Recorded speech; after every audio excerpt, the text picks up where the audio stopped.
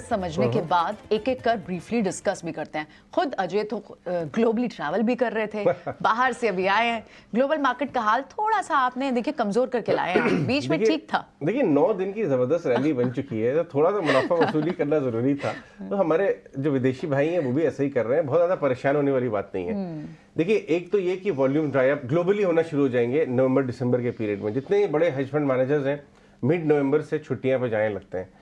Yes, data बहुत सारा आएगा, लेकिन अगर आप देखिए कि बॉन्ड यील्ड्स में भी एक अच्छी खासी 50 से 60 बेसिस पॉइंट की गिरावट हो गई थी, थोड़ा रिबाउंड आया है।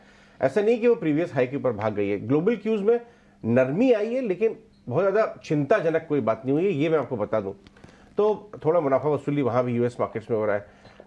दिसंबर में जो फेड मीट होगी आपकी निगाह डायरेक्टली वहीं होनी चाहिए, क्योंकि वहां पे एक तो पॉज आएगा, बाजार ये मान के चल रहा है पॉज है, कोई रेट हाइक नहीं है, और ये मान के चल रहा है कि आगे की तस्वीर साफ होगी। तो अभी थोड़ी बहुत ऊंच नीच अगर आप देख रहे हैं यूएस मार्केट में, उसके चलते अपनी पोजीशन काटते हैं आप, बहुत ज्यादा परेशान हो जाएं, ऐसा करने की जरूरत नहीं है। देखिए एक्शन तो इंडिया में हो रहा है। अब मैं जिया काफी घूम के आया, मैं बीच में भी श्रीलंका था, उससे पहले लंदन था, दुबई था। इंडिया के बारे में भयंकर तरीके से इंटरेस्ट है। तो इंडिया डेडिकेटेड फंड्स हैं, वो तो एक्शन देख रहे हैं इंडिया में लाने के लिए। एफआई का फिगर भी अगर आप सेल फिगर देखें तो ऑलरेडी घटना शुरू हो गया है। हाँ, 300-400 करोड़ हो गया है। कोई बड़ी बात नहीं, उठ के मुंह में जीरा, तो कोई इशू ही नहीं है।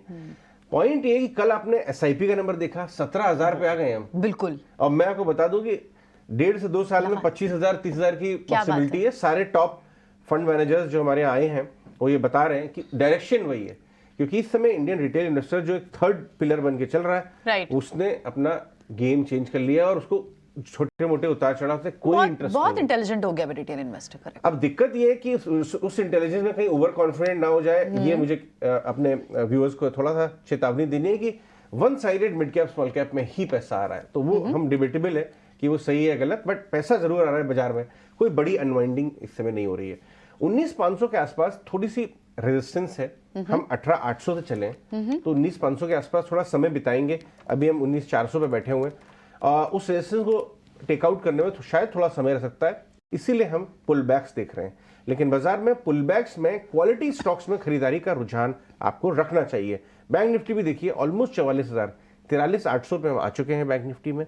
तो नीचे से 2,000 पॉइंट चला हुआ है बैंक निफ्टी, तो थोड़ा अनवाइंडिंग का दबाव है, कोई बहुत बड़ी मेजर सेलिंग बिल्कुल भी नहीं है। डीआई लगातार खरीद रहे हैं एफआई के सामने, और डीआईएस का पैसा एसआईपी के द्वारा भी मजबूत 17,000 करोड़ रुपए आ रहा है।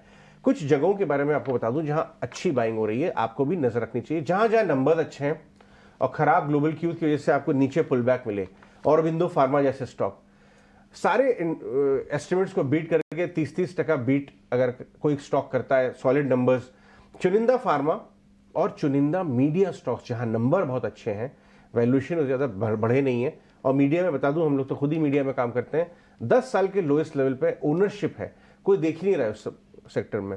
इवन अगर आप फार्मा स्टॉक्स की बात करें तो जो टॉप के 3-4 नाम है सब देख रहे हैं, लेकिन अगर थोड़ा आप उसके अंदर अध्ययन करेंगे तो आपको दिखाई देगा कम वैल्यूएशन और अच्छे रिजल्ट वाले कुछ स्टॉक्स हैं, उनके ऊपर आप दाव लगाइए।